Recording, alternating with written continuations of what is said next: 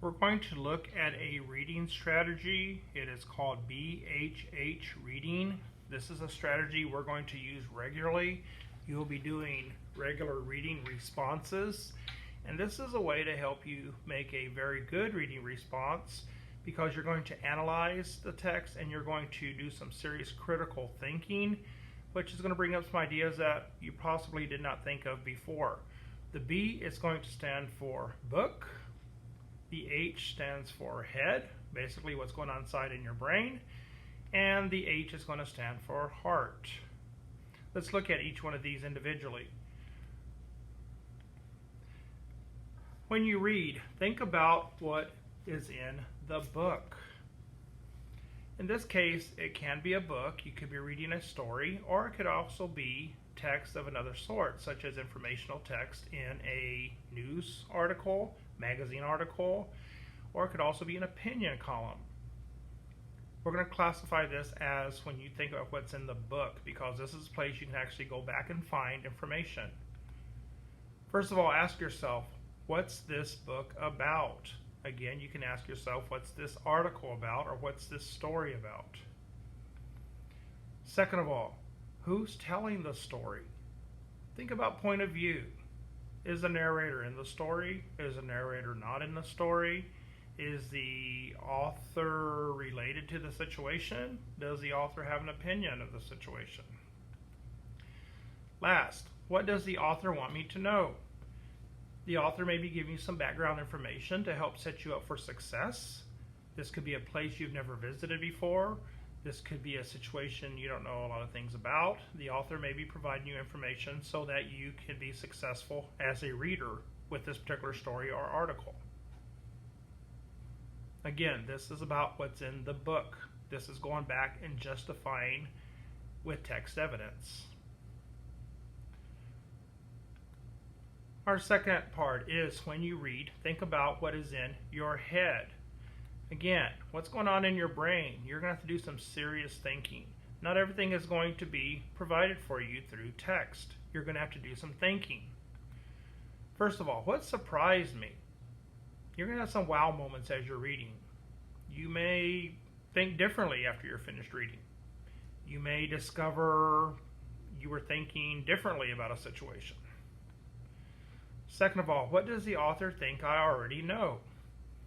Well, the author is going to expect you at your reading level to know the things you're supposed to know if you've been educated through math, science, of course reading, social studies, and maybe life experiences. If you're reading at a higher reading level, you may not know some of these things that the author is expecting you to already know to understand how this text relates.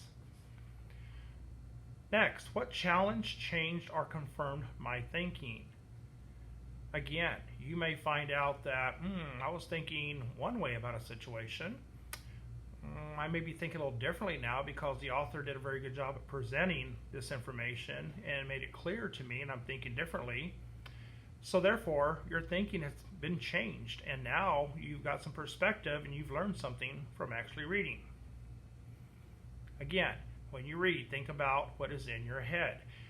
We can refer to this as making inferences. That's a big skill, especially in 6th grade, is learning how to infer. It's reading between the lines. Last thing is, what did I notice? There may be some situations that stand out particularly. You may be able to connect with some things. For example, if the article or the story is about the city of Chicago and you've been to Chicago, you may be able to connect with some of those things. If it's happening locally, you'll be able to notice if the author has done their research, if they're credible, if it's believable. If they're writing about something that is not true, you may not trust your reading. Last, when you read, think about what is in your heart. This is when you think about, what did I learn about me? We learn life lessons through characters. We learn life lessons through other people. We also experience life lessons. And if we learn through other situations that won't hurt us, we'll learn not to make those same mistakes. Or we'll learn that maybe we might need to be a little bit more open-minded with situations. Our appreciation values will strengthen.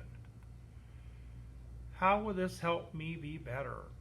As we just discussed, we want to become better people. We want to learn more through our reading. You have already learned how to read. Now you're using that reading to learn. And how can I make a life connection? If we have experiences, maybe through travel, maybe through things we've done, we can empathize. That means we can share the same feelings that the characters are going through. Or if it hasn't happened to us, it's happened to somebody we know. Maybe we can sympathize. We don't know what it feels like, but we can feel that sorrow for somebody else. Or we can see happy connections. Again, when you read, think about what is in your heart. Making your life connections will really bring that evidence to you, and it'll have a better understanding, and this will truly show you how to connect with your reading. Again, this is the book, head, and heart reading strategy. This is when you use these guiding questions to help you make a very strong reading response to show that you understand what you're reading, and you're going to use that reading to make decisions for yourself.